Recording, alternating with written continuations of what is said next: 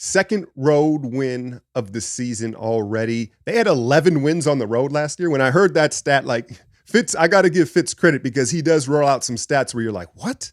Right? Some useful ones that really catch your attention. And so they get the second win, maybe not as easily as you would have hoped for on the front end of a back-to-back on the road. And Steph bails them out late and gets hot, right? 10 points into the fourth quarter. You saw that kind of sadistic grin as he checked back in, and then bang, bang, bang, bang, bang, right? All of a sudden they had to mop up the floors in Houston, literally, right? But, we've talked about this before. Coming off the 40 ball the other night, right, is it as you age, he'll be 36 here, is it in May or March? It's not that he can't do the same things. It's just that you can't ask him to do it as often. Right. And so there's going to be these games throughout the year where it's like someone else has got to step up. Now, he bailed him out again late, but Clay, we got to give Clay credit. We'll go around the horn here, but we got to acknowledge the chef in that just he owns that arena. Right. That's his gym. So I kind of buried the lead. Right. Draymond Green makes his season debut. Chris Paul comes off the bench for the first time in his career. Let's start with Draymond. Draymond, it looks like, came into camp out of shape and heavy and then rolled the ankle. So then he couldn't get in shape and get the weight off, right? I don't really have an issue with Draymond coming in and working his way into shape throughout the year. Right? Like Draymond is too competitive of an athlete to not get into shape eventually. But, he enjoyed himself in the offseason. He comes in and that was that. And so I don't know if it's as much the sprained ankle as the weight and conditioning that they're trying to work him back in, right? And you saw his timing was all off. He made a couple plays there late in the fourth quarter, that and one and stuff like that. But the old saying, the only way to get in basketball shape is to play basketball. So they're going to have to take their lumps with Draymond on the floor as he works his way back into shape. And again, he looks heavy. He looks about 250. He looks about 250. And what is he, 32?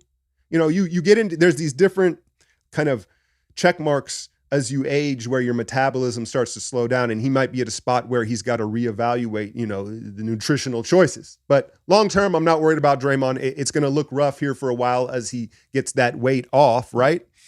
But I think the other really interesting thing that may be developing here is Chris Paul, something we talked about all offseason. Is he going to come off the bench? Is he not? Is he going to be willing to accept the role? He looks all the way bought in, as he has from day one. Right? And the first time doing it, he comes in and look, there's going to be these nights where it's Steph, Clay, whoever it is, the vets, the starters, as good as they can be, come out kind of unserious, right? And you're just like, they're a little lethargic. The shots aren't falling, right? In comes this second unit led by Chris Paul and Kuminga. And you look at those guys and you say, dang, those are all the dogs. Those are all the dogs, right? GP2, Moody, Kuminga, CP, Sarge, 5 of our most physical players on the roster that all play with the same motor every night. And so it's a really nice contrast and change of pace to the starters on those nights where they're going to need to be bailed out, frankly, right? And that's part of being a team and a unit and having that depth. And I think you saw that play out in Houston, right? Where the first unit just didn't look sharp. They didn't look engaged. Chris Paul's going to be sharp and engaged every night. I won't say sharp. He's an older player as well. He's going to have off nights, but mentally there's no chill. Every night he's trying to bring it, right? Kuminga has that motor, GP2. And so I'm just excited for this all the dogs second unit and what that means for us throughout the season in helping Steph along the way when he has these nights, right? And then he ends up getting going. Clay had it going early, and it's kind of like old school Splash Brothers, right? One's cold, the other one's hot. Doesn't matter. You in trouble either way, right? But I thought what happened for Clay was they put Van Fleet on him, who's all of like 5'12", right? And so what it did was he was relaxed in his release. He knew Van Fleet couldn't contest his shot, and so it was just a nice, smooth release. I don't want to say slower release, just a smoother release. And you saw that play out. He had a couple of real shooter's bounces, right? And he just couldn't miss and kept us afloat offensively early on.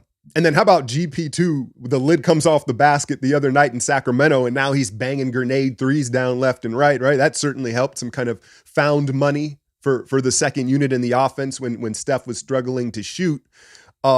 Kuminga, maybe his first kind of stinker of the season, and he did some positive things. He draws that late 3 free throws and then he fouls, right? He had some kind of unforced turnovers, and it felt like Kuminga was, for the first time this season, a little bit impatient with the ball. And I wonder if part of that is knowing that Draymond's minutes are now part of have to be accounted for, right? He may not have as much opportunity. Part of it could have just been going against his old Ignite teammate in Jalen Green. It's fine. As long as the ratio is he has more better games than bad ones, I think that's fine for a third-year guy. We're continuing to see the growth, so we'll see how he responds tonight, a chance for him to respond. And then Wiggins, who is just struggling to find a rhythm. He's getting downhill. I think he knows he's got to get downhill to get some easy ones, but he's not finishing with any type of authority. He's shooting 11% from three. Granted, it's early. And he wasn't on the floor to close the game yet again, right? You wondered, Chris, okay, he's good coming off the bench.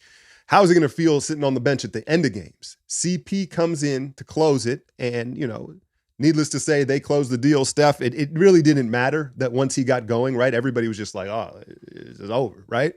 But it's just something to monitor because Wiggins, it doesn't seem to be bothering him, but we know how much we need him. And he's got to work his way through it and figure out how to catch a rhythm with that three ball. I think there may be a silver lining, though. Listen, he has to take and make open threes. We know what the spacing means, but maybe it can be a positive. And he kind of fell in love with that three ball since being a Warrior. And he's such a great athlete downhill. Maybe it encourages him more to get to the rim, just finish with some authority, right? And then last but not least, I got to talk about Loon. You know what I mean? Because low key, he was like the second or third best player on the floor for us last night. And he was involved in every play down the stretch, whether it was a dump off to the dunker spot for the Draymond and one. He fights for the other possession, another possession after that, gets Steph three, gets him going. He was in all the pick and roll actions because they wanted to pull Şengün up and let Steph cook him, right? And, he's working his way into shape as well. But he was just a big part quietly. Steph stole the show, but Loon made play after play down the stretch to seal the deal. And that brings me to the first real piece of merch here that I'm excited to share with y'all, man. Because listen, I think Loon has a cult following. We know that. And I've been in it for a while, right? But when you look at today's players, right, this generation of hooper, they all want to be a star. They all want to do everything, right? And being a role player, being a guy that's a specialist is really a dying art form in the NBA. And Looney doubled down on his strengths. He knows who he is, and he's a specialist, right, in a way. And so I think that a lot of younger players should take that route. Figure out what you're good at, double down on it, and become a role player, a specialist. Don't try to be Paul George, right, and do it all. Like, you don't have the talent for that. And it goes beyond basketball. I think a lot of people in life need to figure out what their lane is, what their strength is, and double down on it. Be like Loon, right? Find your role and play it. Be like Loon. So yeah, I'm excited about that. Link, I think, will be in the description. I don't know if YouTube, how they link the store to it, but I wanted to order mine and make sure that I liked it before I presented it to y'all. I had been kind of like playing with the concept for a while, right? So I'm excited about that.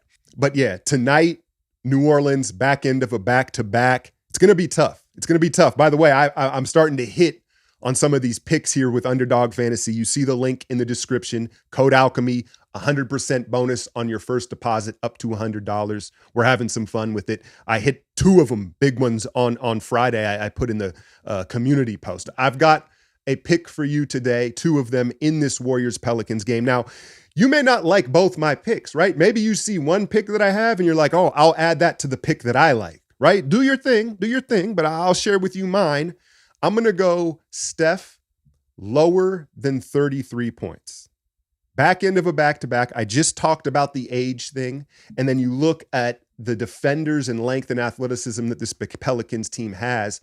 I think that's asking a lot for him on the back end of a back-to-back. I'm going lower. And then for the Pelicans, Zion, big boy, you're going to get 2 fouls. You're going to get 2 fouls, right? So I'll go higher, 2 fouls on Zion. That's my pick for today's Underdog Fantasy. I will be back probably tomorrow, and we'll talk about what happens and if they can really get rolling here on the road. Hit that like, share, and subscribe. I'm out, y'all.